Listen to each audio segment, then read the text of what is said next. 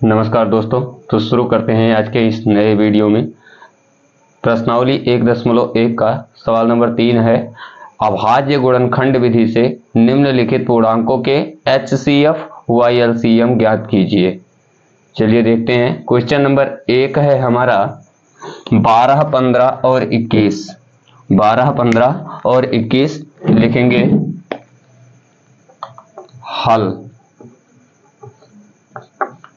Question number 1 है 12, 15 और 21। यहाँ 3 संख्याएं लिखेंगे। 12 का गुणनखंड करेंगे हम। 12 का गुणनखंड सेम पहले की प्रक्रिया द्वारा 2 से कैंसिल करेंगे, 2 छक 12, फिर 2 से 2 3 6 और फिर 3 से विभाजित करेंगे, 3 एकम 3। तो ये हो जाता है हमारा 2 गुणे 2 गुणे 3। इसको हमें रफली करना है, ये हम रफ कार्य कर रहे हैं। और फिर इसके बाद में दूसरा है इसी प्रकार से 15। तो 15 को करेंगे 3 से काटेंगे इसे, तो 3 पचे 15 और फिर 5 से 5 एकम 5। इसी प्रकार से इसे लिखेंगे हम 1 गुणे 3 गुणे 5 और फिर इसके बाद में 21 को लिखेंगे। 21 को 3 से भाग करेंगे तो 3 सते 21 और फिर 7 से 7 एकम 7। तो ये हो जाता है 1 गुणे 3 गुणे 7। अब मजे की बात यह है कि इसमें 1-2 बारी लगाया गया है। 1-2 बारी लगाने का मतलब इसलिए है क्योंकि 1-2 बारी पर 1 गुणे 3 गुणे 7 के रूप में लिखा गया है।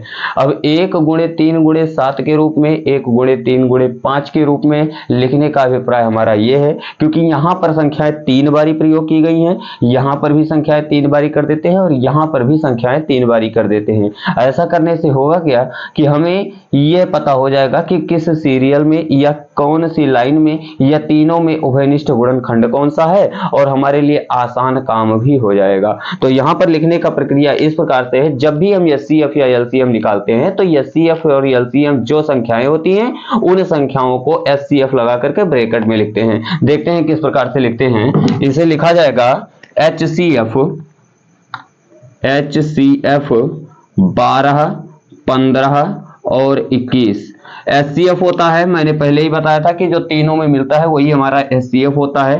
3 हमारा देख लीजिए तीनों में मिल रहा है, तो यहाँ पर इसे हम लिख देते हैं 3। हमने यहाँ पर कैंसिल कर दिया, यहाँ पर काट दिया, लेकिन काटना नहीं है, आपको काटना नहीं है। यहाँ पर हो सके तो मिला दे इस प्रकार से, और नहीं तो फिर ऐसे ही 3 अगर लिख देते हैं तो कोई दिक्कत नहीं है। और फिर इसके बाद में अब LCM लिखना है। LCM 12, 15 और 21 का LCM का क्या होता है, जो उभयनिष्ठ गुणनखंड होता है उसको तो एक बार लिखा जाता है और जो उभयनिष्ठ गुणनखंड नहीं होता है, 2 में उभयनिष्ठ होता है, उसको भी एक ही बार लिखा जाता है। और जो तीनों में उभयनिष्ठ नहीं होता है उसको सिर्फ एक ही बार लिखते हैं। जैसे यहां पर देखें तो 3 हमारा उभयनिष्ठ गुणनखंड है।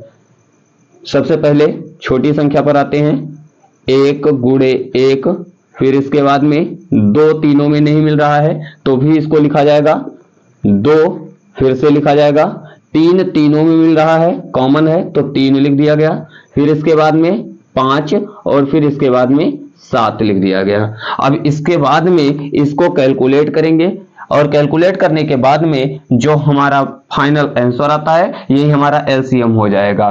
तो इसका फाइनल आंसर आएगा 1 एकम 1, दूना 2, 2 दूनी 4, 4 तिया 12, 12 पंचे 60, 60 और 7 420। तो ये हो गया 420 इसका LCM और ये हमारा हो गया फाइनल आंसर। ये हो गया LCM और ये हो गया हमारा HCF। इसी प्रकार से क्वेश्चन नंबर 2 है। क्वेश्चन नंबर 2 है 17, 23 और 29। तो यहां पर लिखेंगे 17 बराबर, 23 बराबर, 29 बराबर। 17 को लिखेंगे 17 चूंकि ये अभाज्य गुणनखंड है जिसका निकलेगा 1 गुणे 17 और ये फिर ये भी अभाज्य संख्या है तो यहां पर भी 1 गुणे 23 और 29 को 1 गुणे 29 लिख दिया जाएगा।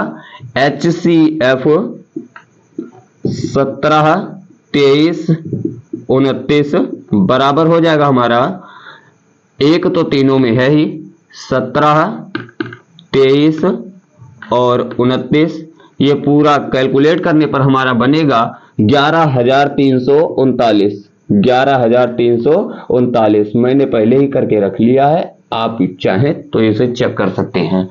इसी प्रकार से तीसरा है 8, 9 और 25। तो यहां पर लिखेंगे 8 बराबर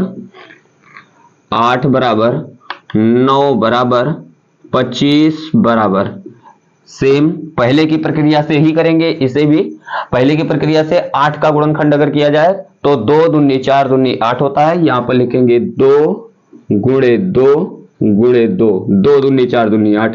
9 को लिखेंगे 1 गुणे 3 गुणे 3, क्योंकि देखो 9 का गुणनखंड जो होगा ये 3 गुणे 3 ही लिखा जाएगा। अब इसे 3 संख्याओं में जब विभाजित करना होगा तो 1 गुणे 3 हम लिख सकते हैं। एक हर एक संख्या का गुणनखंड होता है, इसलिए 1 को हम साथ में लेकर के चल रहे हैं, क्योंकि 3 संख्याएं हमारी हो जाएंगी। अब फिर इसके बाद में 25 है तो 1 गुणे 5 गुणे 5 कर देते हैं। अब ये CF लिखेंगे HCF 8, 9 और 25।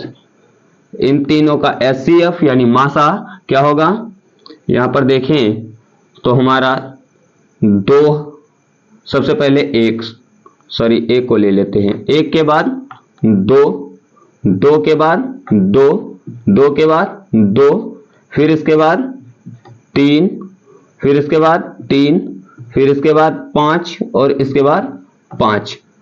ये हमारा जो हमारा HCF होगा, HCF तीनों में कोई उभयनिष्ठ गुणनखंड नहीं है, और HCF अगर तीनों में उभयनिष्ठ गुणनखंड नहीं है तो इसके लिए हम क्या करेंगे, HCF निकालने के लिए तीनों में हम 1 को ही HCF मानेंगे। परंतु जब LCM की बात आएगी तो LCM में लिखेंगे LCM 8, 9 और 25 का 1 गुणे 2 गुणे 2 गुणे 2 गुणे 3 गुणे के रूप में 3, फिर गुणा के रूप में 5 और फिर इसके बाद में गुणा के रूप में 5। इसको गुणा करते हैं तो ये हमारा मिलेगा 2 दूनी 4 दूनी 8, 5 40, 5 200, 3 या 600, 600 3 या 1800। तो ये हो गया 1800। ये हमारा हो गया LCM और ये हो गया हमारा HCF। तो इस वीडियो में सिर्फ इतना ही, मिलते हैं अगले वीडियो में। अगर पसंद आए तो लाइक कीजिए, सब्सक्राइब कीजिए, कमेंट कीजिए और अपने दोस्तों के साथ शेयर भी कीजिए। धन्यवाद।